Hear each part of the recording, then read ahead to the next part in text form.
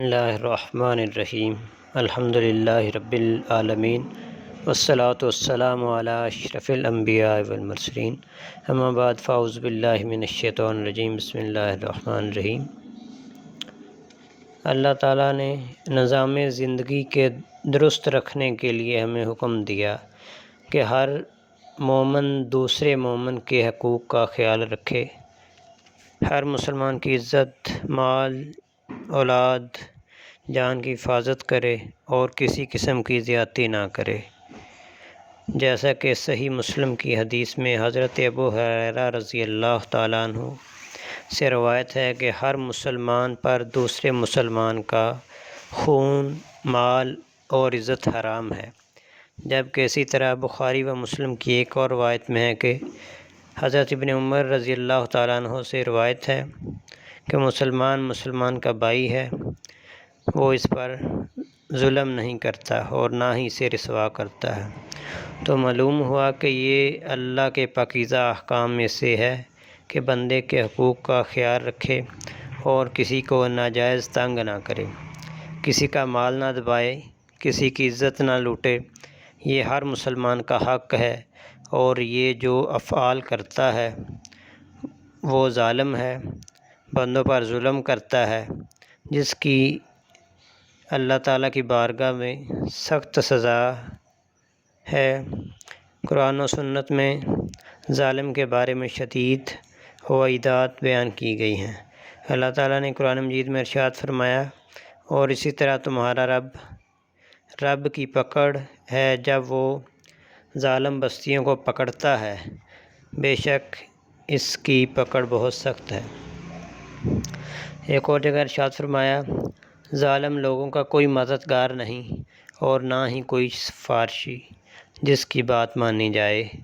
اس کے علاوہ حدیث مبارکہ میں رسول اکرم صلی اللہ علیہ وآلہ وسلم نے ظلم کی مذمت بیان کی۔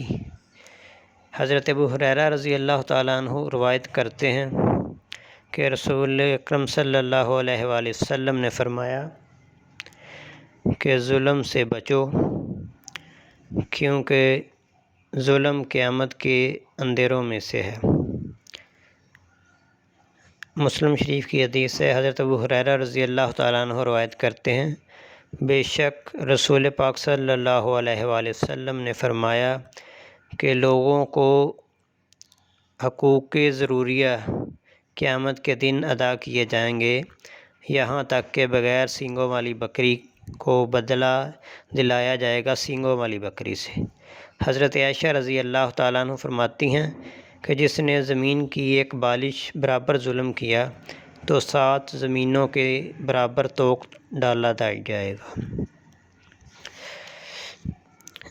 رسول اللہ صلی اللہ علیہ وآلہ وسلم نے فرمایا کہ مظلوم کی بد دعا سے بچو، کیونکہ اس کے اور رب کے درمیان کوئی رکاوٹ نہیں ہوتی۔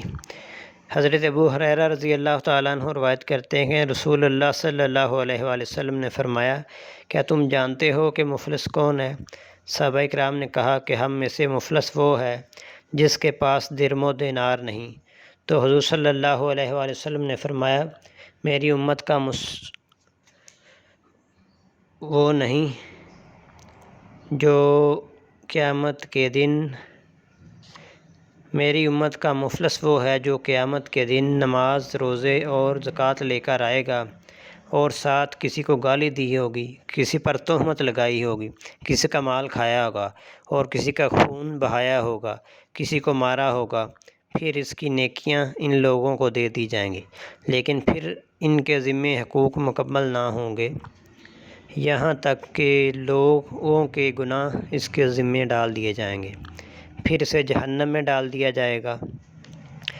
حضرت اوس بن شرجیل سے روایت ہے کہ رسول اللہ صلی اللہ علیہ وآلہ وسلم نے فرمایا، جو شخص ظالم کے ساتھ چلے اس کو تقویت دینے کے لیے، حالانکہ وہ جانتا ہے کہ وہ ظالم ہے، تو وہ اسلام سے نکل گیا۔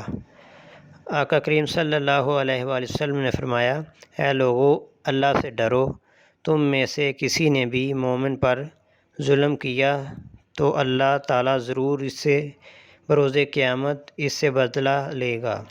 فرمایا کہ قیامت والے دن مظلوم ہی کامیاب ہوگا۔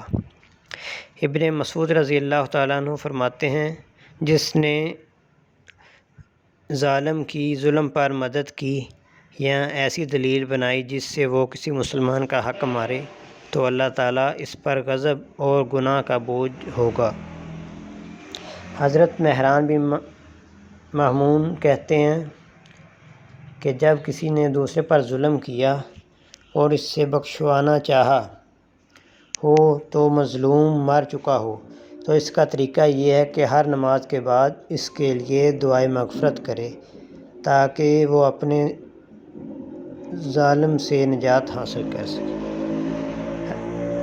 حضرت ابو میسرہ کے بارے میں مذکور ہے کہ آپ نے رسول اللہ صلی اللہ علیہ وآلہ وسلم سے فرمایا کہ ایک شخص کی وفات کے بعد اس کی قبر پر آپ چھڑی لائے، پھر اس کے پاس منکر نکیر آئے اور بولے کہ ہم نے تجھے 100 کوڑے لگانے ہیں۔ میت کہنے لگی میں نے تو ایسا تھا۔ پس وہ سفارش کرنے لگے حتیٰ کہ 10 کوڑے ساکت۔ پھر ان سے بحث جاری رہی حتیٰ کہ پھر 1 کوڑے تک پہنچی۔ انہوں نے کہا 1 تو لگایا جائے گا۔ 1 کوڑا لگایا تو قبر آگ سے بھر گئی۔ اس نے پوچھا تم نے کوڑا کیوں لگایا؟ وہ بولا ایک دفعہ مظلوم پر تیرا گزر ہوا، اس نے تجھ سے مدد مانگی لیکن تو نے مدد نہ کی۔ مقام غور ہے کہ مظلوم کی مدد کو نہ پہنچنے والے کی یہ سزا ہے تو ظالم کی کیا حالت ہوگی۔ اس لیے ہمارے سلف صالحین میں سے بعض کا فرمان ہے کہ کمزور پر ظلم نہ کرو ورنہ بدترین طاقتور میں سے ہو جاؤ گے۔ حضور صلی اللہ علیہ وآلہ وسلم نے ارشاد فرمایا کہ 5 آدمی ایسے ہوں گے جن پر اللہ غضبناک ہوتا ہے، اگرچہ تو دنیا میں سے ان پر اپنا غضب شروع فرما دے ورنہ آخرت میں اس کی وجہ سے جہنم میں ڈالا جائے گا۔ نمبر 1 قوم کا وہ حاکم جو خود لوگوں سے اپنا حق وصول کرے مگر ان کے ساتھ انصاف نہ کرے اور ان سے ظلم نہ روکے۔ نمبر 2 قوم کا وہ سردار کہ جس کی اطاعت کرے مگر وہ طاقتور اور کمزور کے درمیان مساوات نہ کریں۔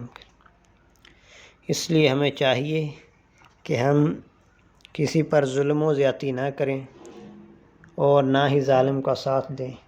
اللہ تعالیٰ کی بارگاہ میں دعا ہے کہ وہ عمل کی توفیق عطا فرمائے۔